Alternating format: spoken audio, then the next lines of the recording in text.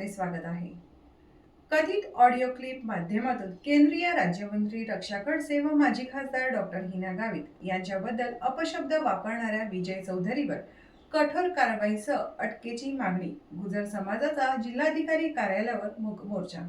पाहूया मूक मोर्चाची काही चित्रे। भाजपचे पूर्व नेते विजय चौधरी यांच्या विरोधात गुजर समाज आक्रमक झालेला पाहायला मिळत आहे। महिलांना अपशब्द वापरल्यास गुजर समाजात तीव्र संताप व्यक्त केला जात आहे। व्हायरल ऑडिओ क्लिपमध्ये केंद्रीय क्रीडा राज्यमंत्री रक्षा खडसे, एकनाथ खडसे तसेच माजी खासदार डॉक्टर हिना गावित यांच्याबद्दल अपशब्द वापरल्यानं समाज आक्रमक झाला आहे। पाटीदार गुजर समाजाच्या नंदुरबार जिल्हाधिकारी कार्यालयावर मूक मोर्चा काढण्यात आला।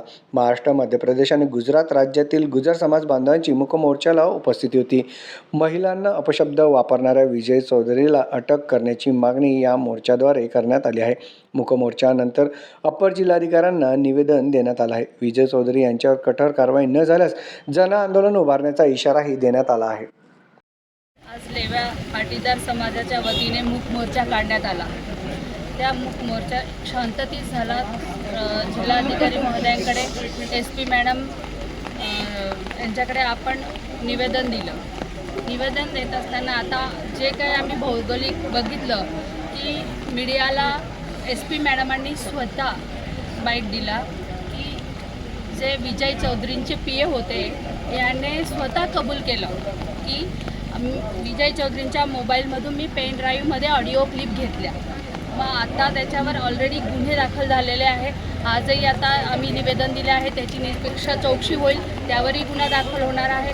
पण आधी जो ॲट्रॅसिटी कलम म्हणून आपलं झालेलं असताना देखील पोलीस प्रशासन का पोलीस प्रशासनाचा काय विषय मला माहीत नाही, पण मॅडमच स्वतः SP मॅडम म्हटलं की ऑडिओ क्लिपमध्ये त्याने मान्य केलेलं आहे, त्याला अटक झाली पाहिजे होती आतापर्यंत, पण अटक होत नाही आहे।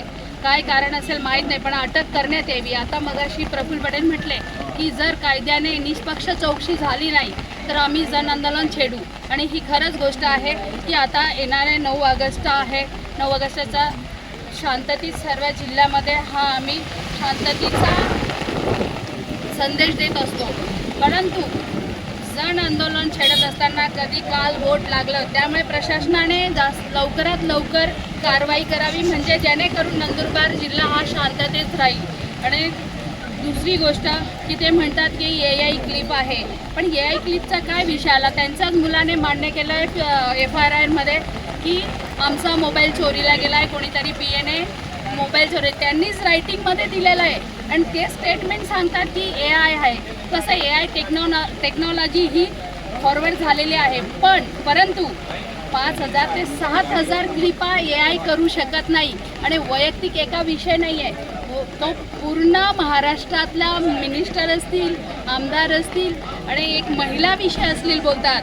बघा, केंद्राच्या राज्यमंत्री आदरणीय रक्षाताई खडसे, आपल्या माजी संसद आदरणीय हिनाताई गावित, आपल्या रोहिणीताई खडसे यांच्याबद्दल अजून अनेक आहे, मालतीताई वळवे आहे, कल्पना पांड्या आहेत, त्यात मी पण आहे, पुन्हा एक सविता जयस्वाल, अशा अनेक महिलांवर अश्लील शब्द वापरले।